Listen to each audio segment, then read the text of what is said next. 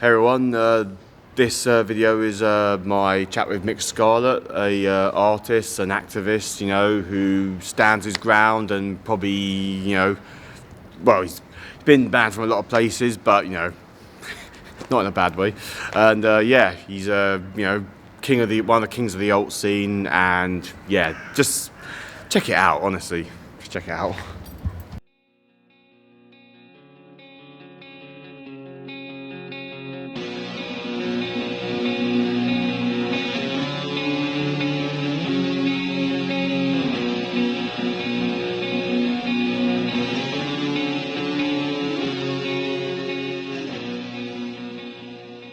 Hey everyone, I'm Deen Hallissey, and I'm on the autistic spectrum, and I'm the digital influencer for DAO. And my guest today is none other than Mik Scarlet, who a lot of people know. He even knows one of my friends, who's in the alt scene. And I thought they should be together, like, you know what I mean, like Billy Idol and Steve Stevens, like they know each other. Like, how? That's really funny. The guy he's talking about does actually look like Steve Stevens. And yeah. Of course, I have always, kind of gone Billy Idol's look will do. So actually, that is quite. We should do a look-alike, we could make a fortune. Yeah, rock and roll. Yeah, Bill. Another shout out to you. I love it. It's not going to be a formal interview, this is it, folks? Nah, I don't do formal, informal guy. That's good. That's good. Yeah. So, what does Camden mean to you? It's funny actually. I have a love-hate relationship with Camden. When I was young, I used to love it. I'd come here all the while. I think 1982, 1983, I first came down to go to the Camden Palace. Yeah. When Steve Strange and Rusty Egan moved the Blitz to the Palace. And that was amazing, the laser show before the nightclub started, and it was just one of those kind of things you never forget. Yeah. Then I started going to the Electric Ballroom, and I basically went, which is where I met your friend Belle, and I basically went there from probably one of the first nights that this alternative on a Friday night club was on, till it ended, till rave and rock ruined it. And everyone went either rock or rave, and so and I used to go to the Forum or the Town and Country Club. I can never remember which way round it was. I think it was the Town and Country Club that became the Forum. Yeah. And then all the pubs and the Devonshire and all that kind of thing. Oh, and those were not accessible. So I would have to crawl and fight my way in. But I was 26, in 1983 I was 18. So I was really young and I didn't mind. But I'm 56 now, and I'm kind of starting to find it a bit annoying that Camden hasn't got better. Do you know what I mean? Like, the Forum is a bit better, you can go in, but I used to go to see gigs and I'd just buy tickets, go with my mates, be in the crowd, have a laugh. Now if I want to go to that venue, I have to sit in the enclosure with all the other disabled people, and that's great, but I can't sit with my mates because you're only allowed one person each, and that means, and so and it's kind of everywhere. The market has got less accessible. The Electric Ballroom now has got a toilet, which it didn't have for the entire time I went there. Yeah. So toileting was interesting and did involve crawling, and I'm not going to say through what, but. But now, the Vluim platform is where the DJ used to be, so up high, but the toilet is on the other side of the club. So to go to the loo, you have to leave the venue, go outside, go round the outside, in through the back door, go to the loo, go back outside, which is great in summer, but not so good in the pouring rain. So It kind of reminds me of like spoons, like the toilets and Weatherspoons in a way, the longest. Toilets, going to go upstairs or this way. Yeah. Ironically, the Weatherspoons in Camden is one of the only places that actually has a toilet, but I won't go in there on moral grounds. So I'm, when I was young, I really wanted to live here. It was like, if someone had said to me at 26, here is your flat that you've got now at 56, I'd have said, which limb would you like? But now I'm starting to find that it's not moving with the times. Lots of other places in London are kind of improving, and there are and it's not happening so much here. So I've been trying to change that with activism and being a mouthy git. but it's taking a bit of a toll. So I've fallen out of love with it a bit. But it was where I had my fun when I was young. It's where I met my wife in the electric ballroom, at a bar, at the far bar opposite the dance floor.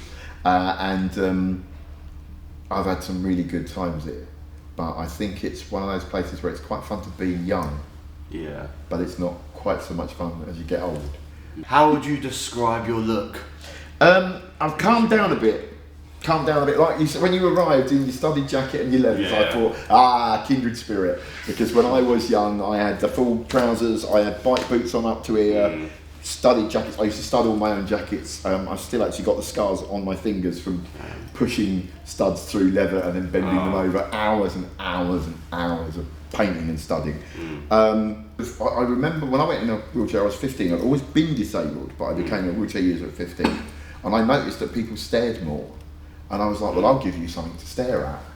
At the same time that the New Romantics and all of that outrageousness kicked off, the goth scene had started, and I really liked it. So I kind of made my own style.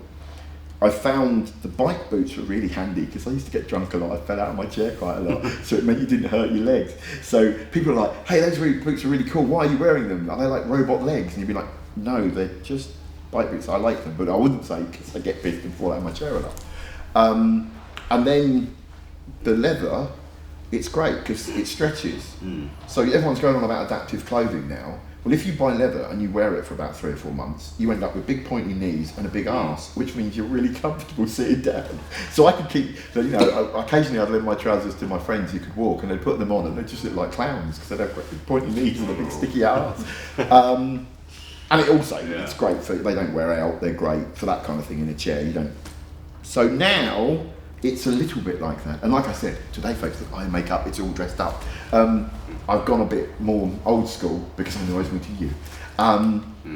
But I've calmed down a bit. I mean, I'm wearing trainers or something, but I would only wear Robert Smith bumper boots back then. But I don't really make them anymore, which is a heartbreaking thing. And I've got jeans on, but they are from France. Because I've got really, really long legs and I can't buy trousers here. But yeah, so I suppose it's a punk, alien, space, new romantic thing. I've come today in my music, rock and roll, disability arts outfit, right? Not my I work in business trying to get people to be more accessible outfit. I found that dressing like this to go to a bank to tell them why they need to be more accessible really doesn't work. No, tell us the bands you're in when your favourite moments from your musical career.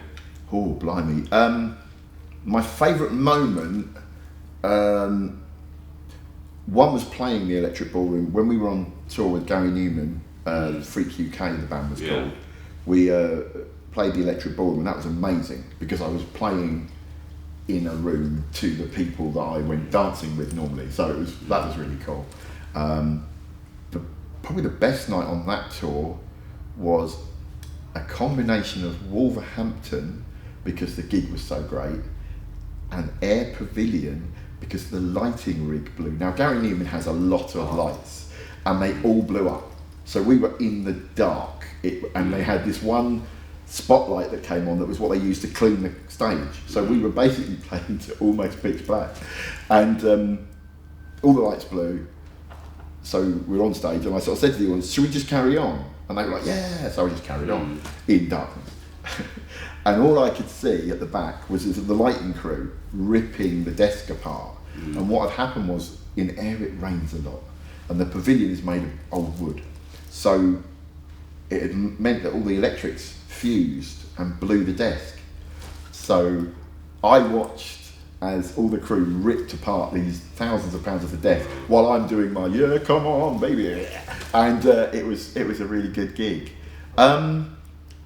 Freak UK got really big, but again, every time we went to a record company, I'm sorry mate, no one wants to buy a record bar bloke in a wheelchair.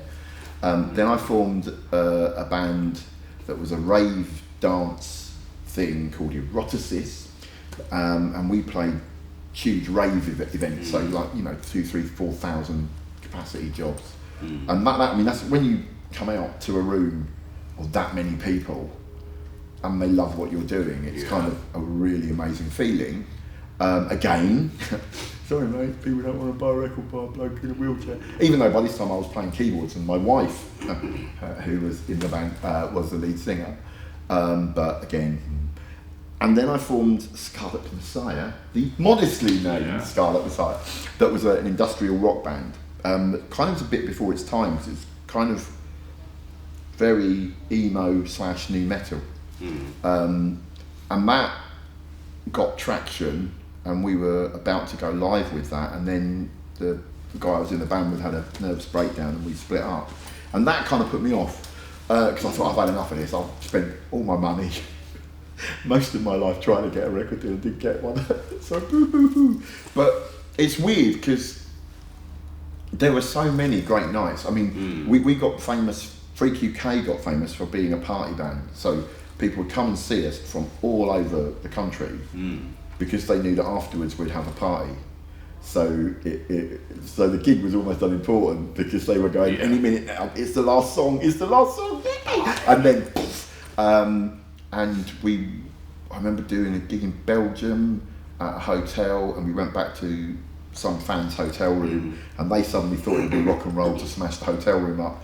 And I was quite drunk, and I was sitting on the bed doing a radio interview, and one of them walked past with the toilet that they'd smashed off the wall, and they threw it out the window, and then you heard woo woo woo, and it landed on the windscreen of a Porsche parked outside, and it was like carnage. And then we just left and went back to our pristine hotel room. So that was quite a night. Kind of reminds me of like something that Motley Crue did, you know? To be honest, threw stuff out the window. To be honest, we were very synthetic and we were very pop, but we did act quite a lot like Motley Crue. Kind of. I mean, not quite. We weren't quite so promiscuous. They were like one of the most notorious bands. We were like a kind of averagely scuzzy crew, really. Just come watch the Motley. Watch the dirt. That'll tell you mostly what you need to know about them. Yeah. If you don't know about Motley Crue, they were Motley and they were a crew. What are your goth punk musical idols?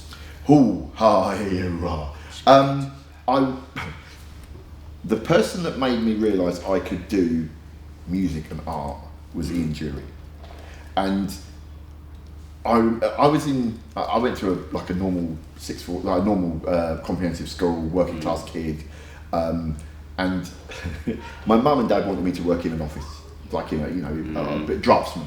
Like you can't walk very far. Draftsman's a perfect job for you. So, and that was where I was going, and it was the year that you do your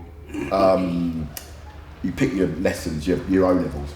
Shows how old I am. They were older, and my headmaster stood up in front of us all, because we were all working class, and said, "Don't dream fantasy jobs. You're never going to do it. You're working class. You're from Luton. Get a job in an office. Get a job in a factory. Earn a good living. That's all you're for." And he walked on to What a Waste by Ian Dury, because he thought, it lists all the jobs I could have been. And basically he was thinking, this will show them that, you don't want to be in a band, you want to be. And I remember just sitting there thinking, Ian Dury's disabled, and he's a rock star. Yeah. I'm disabled, I could be a rock star. And it kind of ruined my life, really, in a way, because rather than do the things that they thought he was going to do, everyone else kind of went, I'll be a automaton, but I went, nah, that's it. So he introduced me to the idea that you can be anything. I always loved punk, but I just didn't like the music. I loved the haircut. Basically. And the mohawks. Mohawks was 83 punks. You see, I'm old enough. See, you young people. I'm old enough to be the 76, 77 punks. I was 11 and 12. So kind of, I remember Sid Vicious, John Lydon, the Clash with their gorgeous shirts. So I loved what they looked like, but I didn't really get the music. And then the electronica thing, Gary Newman, Silicon Teens, Depeche Mode, that kicked off. This is a barge going by, it's another Camden thing. Because it's not a very glamorous barge, I've just been digging out mud. Ooh, there you go, lovely mud there. So Gary Newman was my first hero. And the last place I walked was Gary Newman's farewell concert at Wembley Arena. While he was on, I started getting leg pains, and I thought, this don't feel good. Got home, woke up the next day, and my spine had collapsed in my sleep. So I didn't get the glamour of a motorbike accident like everyone thinks. Do you know zombie punk? Yeah, no. Well, funny enough, because I was going to say... zombie. Well, because he's just been banned from Camden. Has he? Yeah, the market has banned him. So we need to support Zombie. So anyone in London that knows Zombie, sign the petition to stop him being banned, because he's a Camden institution. Yeah, he was like, sort of the leader of the Camden punks, like along with a guy called Little John with the horns. Yeah. Ironically, punks have always, because they're saying that because people come up and give them money, but punks have always done that. Yeah. Right, just that back when we were young, punks charged £5, so now they charge £1. So they need to up their fees with inflation, not lower them. It might be the era of selfies, but come on, punks, know your worth. Yeah. So Gary Newman, Depeche Mode. I first saw Depeche Mode in Eric's in Basildon and followed them for decades. I even ended up with the wonderful job of buying Martin Gore's clothes for playing the Angel tour. So I got given a huge sum of money and told what he wanted, and then I just went around Camden buying all the clothes, which was great. Human League, oh god, the early Human League was so important to me. Basically, if it had a synth in it, I probably liked it. So the industrial bands, Netzereb, Ministry, Nine Inch Nails, all of that kind of stuff. Then I got really into rave, so lots of woo, woo, woo, which was loads of fun. And now there's a really great band called Sibling, that's a brother and sister that do kind of industrial electronica. Kanga's brilliant. Gnostic Gorilla is a Canadian industrial synth pop bloke that's gone deaf. So he's part of the gang now, and he's kind of going, I can't do music anymore, and so we're in communication going, oh no, you can, you just have to change the way you make it. So hopefully, he'll start creating again. Do you know what's really funny? When I was trying to get a record deal, they'd always go, oh yeah, but there's Ray Charles or Stevie Wonder, and you'd go, well, great. One, they're not in a wheelchair, namely one in a wheelchair, you can't, but also, they weren't our generation. Do you know what I mean? It was, and like people go, oh, Ian Dury, and you go, yeah, but he was the generation before. And it's one of the things about being a disabled musician that I think is really weird. But there hasn't been this constant. You'll get an occasional blip. Oh, Stevie Wonder, Ray Charles. You can be blind and a jazz musician or a blues musician. That's kind of blind boy, Willie boy, blind boy thing. That's great, brilliant. Yeah. But you can't be wheelchair using pop star. You can't be, there's quite a lot of people in the industry that are on the spectrum. Trust me. I think like even Robert Smith. Gary Newman is. I saw the way Robert was going. Oh, thank you. Like I tend to do that when I'm nervous as well. Like put my hands on my. Well, because when we went on tour, he was very lovely, very slightly strange guy, and it was only, and then he kind of got diagnosed, and it was like, oh yeah, that makes sense. That made completely why he wasn't comfortable in social situations. Why, he needed to make sure that he was in a safe space before the fans met him. And it's quite funny because as soon as he kind of got diagnosed, he's a completely different guy now. He's got married, got his kids, and you meet him now and he's just this mad, bubbly, outgoing character. But back then he was really shy and he just couldn't cope with social one of his situations. kids is featured in one of his music videos. Persian. My Name Is Ruin or something. Yeah, Persian. Yeah. Oh yeah, no, I know. No. I was actually on the tour I was on was the tour he met his wife. Really? Yeah, so it was very sweet. Oh, it's so lovely. Do you ever get mistaken for like Billy Idol often? Yes. More when I was young, especially after he had his bike smash. Oh yeah. When he had his bike smash, he came back to London to live with his parents to recover and used a wheelchair. And so I would go places and meet people who he had met. Got to be careful how I say this. Women would come up and get quite annoyed with me because apparently they'd slept with me, and I'd be like, I have no idea who you are. And they'd go, oh, come on, Billy. And I'd be like, well, I'm very flattered, but no.